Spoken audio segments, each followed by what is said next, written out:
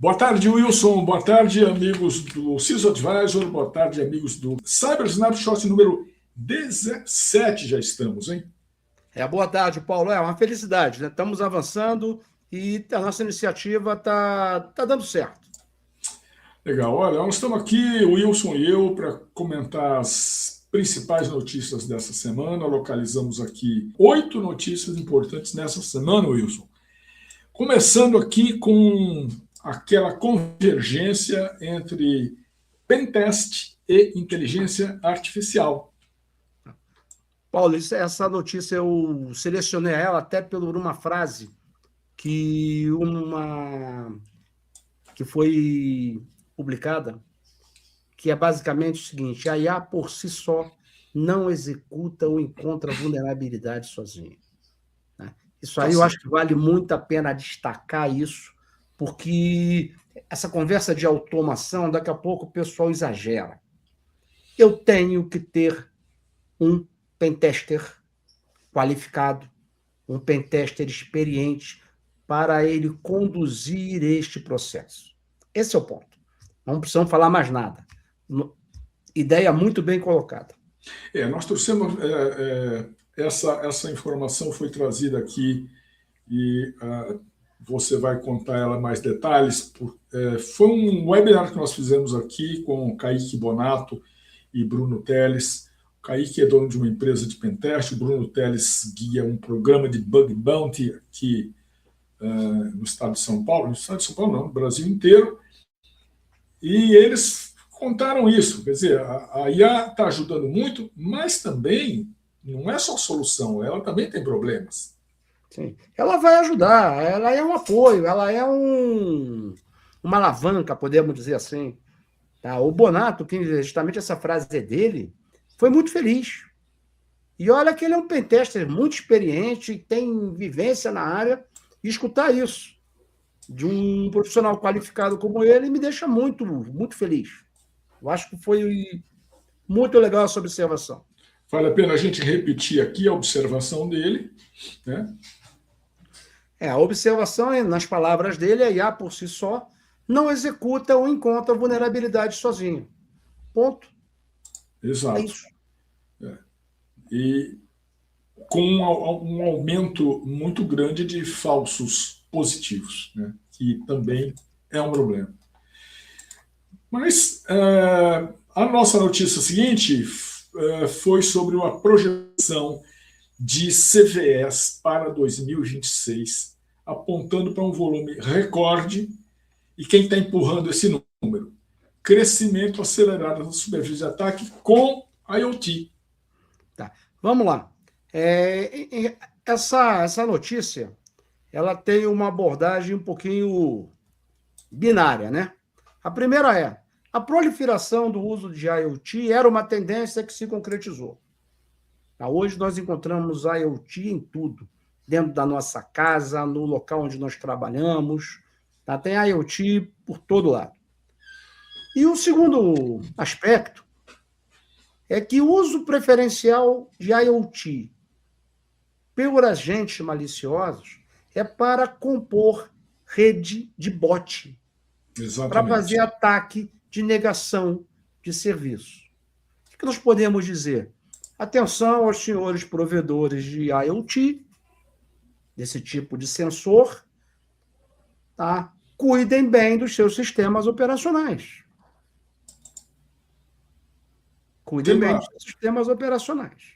A gente vê, e é importante o seu alerta, porque a gente vê muito fabricante de dispositivo, eu já vi isso escrito, que não tem verba suficiente para colocar a proteção porque o dispositivo é muito barato, caso de certos roteadores e outros dispositivos. Isso aí é uma verdade e já está melhorando hoje. Hoje o provedor de IoT ele já tem essa preocupação na prancheta, tá? Durante o desenvolvimento do ativo. Mas há muitos anos atrás ninguém pensava nisso. Ninguém pensava nisso. Está piorando, está piorando. Mas, bom, Na notícia seguinte, nós voltamos para a inteligência artificial, Wilson, vamos para a Europa, onde o Supervisor Europeu de Proteção de Dados alertou para os riscos de violações decorrentes do uso de ferramentas de IA não autorizadas. Imagina se não tem, né? Tá. Vamos lá, vamos para a Europa. Essa é uma questão fundacional. Se essa IA ela não está autorizada, ela não aparece para mim. Se ela não aparece para mim, não aparece para o gestor, ele não aplica controle. Aí está a causa raiz do problema. Eu tenho uma inteligência artificial sendo empregada no meu ambiente corporativo, sem controle aplicado. Como é que eu trato isso? Primeiro ponto dessa resposta é a boa e velha conscientização. Convencer aos nossos colaboradores a não usar. Agora, há soluções tecnológicas também. Há soluções tecnológicas de quando você mapeia uma superfície de ataque, que é onde normalmente essa aplicação apoiada por IA está hospedada, está operando, porque ela tem contato com o ambiente externo, você consegue identificar onde tem IA rodando. Você consegue identificar. Você consegue, inclusive, identificar quando você faz um mapeamento de provedores de tecnologia, de tecnologia da informação, você consegue identificar se aquela tecnologia que aquele seu provedor ele está oferecendo, ele está proporcionando, ela tem IA nativa. Então, a partir daí, você consegue verificar, comparando o seu inventário de software, que não é novo, com o que você vê com o dashboard de uma tecnologia dessa natureza, você consegue identificar onde eles não batem. Então, é uma maneira de você melhorar a sua governança de inteligência artificial. É importantíssimo isso, e eu, toda hora que eu vejo um chamamento a governança desse assunto, eu me lembro que cada agente de IA que o cara tiver na rede é alguém com as credenciais de alguém circulando na mesma rede. É uma pessoa invisível. Não é um ser humano, mas tem as credenciais do humano. Nós falamos sobre isso no último Snapshot, que qualificava o agente de IA como um novo insider. É um novo insider. Faz sentido. Faz todo sentido. Exato. Bom, mas falando de IA aqui, Wilson, vamos para o imbróglio Anthropic Casabranca, que tem novos capítulos essa semana aqui. Apareceu uma carta de uma comunidade de notáveis da inteligência artificial do mundo empresarial e científico norte-americano e de outros países, assinando aí uma carta pedindo o final do bloqueio aos modelos da Anthropic, que são o Fable 5 e o Mythos. Paulo, vamos lá. Eu não tenho outra maneira de me expressar. Essa carta ela é de uma ingenuidade impressionante. Não, sendo bem direto, com todo respeito, é de uma ingenuidade impressionante. E o que eu vou falar para você não tem nada a ver com tecnologia da informação. O que eu vou falar para você é sobre cultura, sobre sociedade americana. Sociedade americana foi construída em cima de um conceito. Tem uma obra que trata disso muito bem, que é a ética protestante e o espírito do capitalismo. Esporte nacional nos Estados Unidos. Ganhar dinheiro. Make money. Ou então, não perder dinheiro. Uma decisão dessa natureza de um governo, do governo americano, eu nunca vi nada parecido. Essa intervenção no mercado, eu nunca vi nada tão contundente e minimamente parecido. Então tem problema aí. Aí você Sim. vai para a carta, né? Aí começa assim: não existe jailbreak universal. Ah, lógico que não existe. Ainda. Não, mas o jailbreak serve para específico, para um sistema específico. Né? Já está bom, né? Você saltar um guardrail é para um sistema específico. Aí tem outro texto dessa carta. Especialistas afirmam que se a administração pretende regular modelos de IA, as regras devem ser fundamentadas em avaliações científicas, criadas por meio de processo democrático. Lembro que o governo americano foi eleito democraticamente. E aplicadas de forma transparente e justa.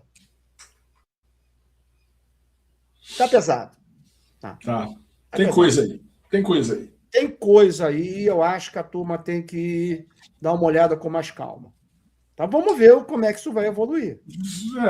Novos capítulos dessa série aparecerão. Agora, perder dinheiro não é algo comum naquele país. Não está no script do americano. Não está no script. Tocqueville diz isso. Século XVIII, se eu não me engano. É isso aí. Por aí. É um clássico. Um clássico.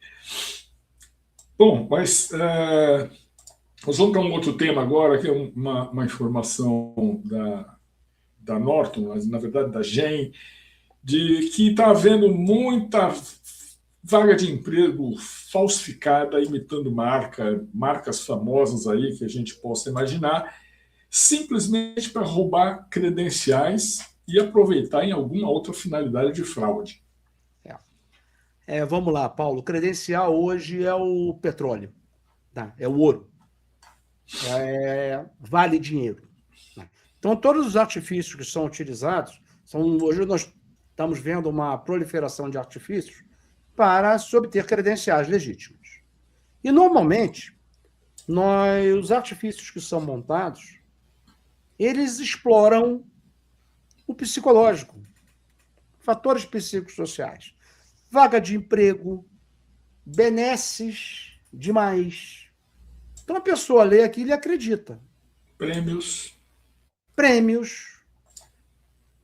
Grandes eventos, Copa do Mundo, não podemos esquecer.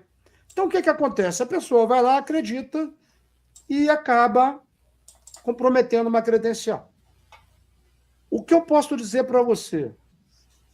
Primeiro, um pouquinho de calma e elegância. Vamos olhar. Confere a URL da página. Coisa bem básica. E se aparecer uma credencial, entre em contato com a empresa para saber se realmente aquele processo seletivo está aberto. Tá certo. Isso aconteceu comigo recentemente. Eu recebi uma mensagem, um feed no LinkedIn. Quando eu vi o que era, eu liguei para um amigo da empresa. Essa vaga está aberta? Então, esse tipo de procedimento, que não gasta mais de 30 segundos, elimina muito problema depois. Então, vale a pena fazer. Cuidado, aquela frase tradicional, quando a esmola é muita, o santo estranha. É bom desconfiar. É bom desconfiar. Legal. Wilson, nossa notícia seguinte é do mundo marítimo, é do mundo da navegação marítima, e é uma coisa que ciclicamente aparece no nosso noticiário. Aqui é o seguinte: existem, você conhece bem esse assunto, embarcações de uma frota, vamos dizer, clandestina, que transporta óleo para nações que estão sancionadas pelo governo americano, especificamente. E essa frota, diz a nossa notícia aqui, que falsifica informações dos seus... esqueci a palavra agora, dos seus transponders, que são os AIS. Vamos lá. São petroleiros, são navios petroleiros que navegam sob a bandeira de países que estão sob sanções. Rússia é um, Irã é outro, e por aí vai. E o que eles fazem? Esse sistema de AIS, ele transmite uma série de informações sobre o navio, e é um transponder, como muito bem você falou, que dá localização, velocidade, rumo que o navio está indo, Em alguns você consegue informações sobre carga, uma série de informações sobre aquele navio. Esse sistema ele foi aperfeiçoado depois do 11 de setembro. Tá? Ele foi aperfeiçoado depois do 11 de setembro por causa de ameaça terrorista. O que acontece? A turma desligava esse AIS. Essa frota fantasma ela foi feita para não ser enxergada. Aí o que acontecia? Ele desligava o AIS.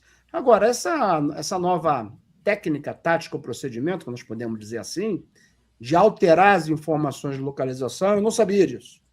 Eu não tinha essa percepção. O que eu sabia era que eles desligavam o AIS e ficavam navegando por aí. Nós temos alguns problemas. O primeiro deles é o seguinte, gente. Um navio desse, ele é uma infraestrutura de OT. Ele tem duto, ele tem válvula, ele tem uma série, tem braços mecânicos, bombas, tem uma série de coisas aí. Então, ele é uma estrutura de OT. Já houve casos de navio hackeado. Já houve casos de navio hackeado. Então, você imagina, navio não tem freio, né? Você imagina um hacker assumir o controle de um navio, ele vai numa direção, ele trava os comandos, ele insere um comando para uma certa direção e ele vai até colidir com algo. Você não consegue parar o navio de uma hora para outra, ele tem inércia. Tá? O que acontece? Navegação segura não é prioridade para essa frota, para a tal da Dark Fleet.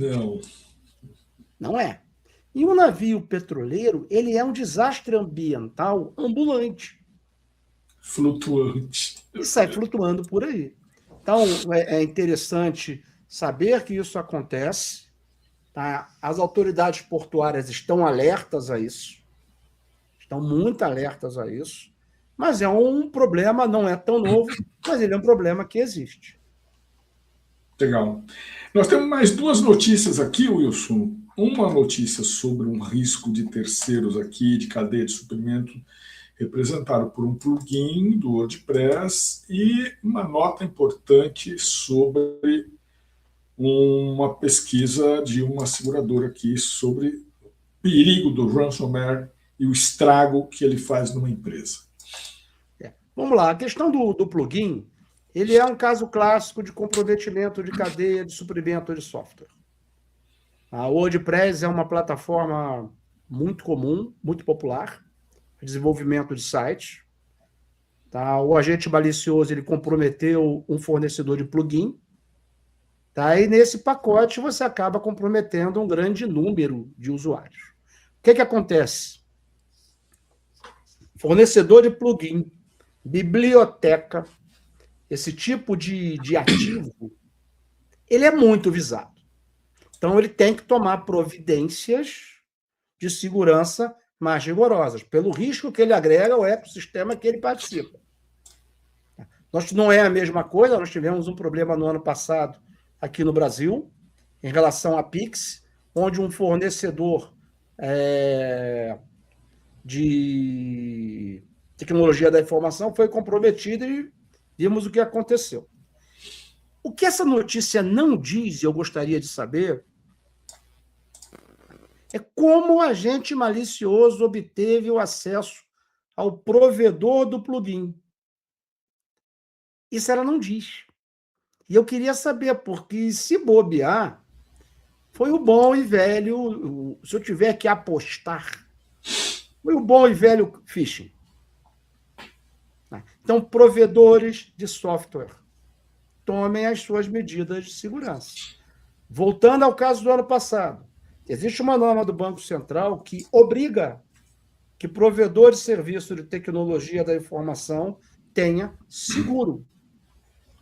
Essa norma é de final do ano de 2025, face aos incidentes do Pix. E falando em seguro, nós já conectamos com a notícia seguinte. Você pode ver para a gente o que é, Paulo? É um estudo da Willis Towers Watson, que é uma consultoria de risco americana muito grande, E ela explica no seu estudo o seguinte: ransomware continua sendo o pior dos incidentes cibernéticos.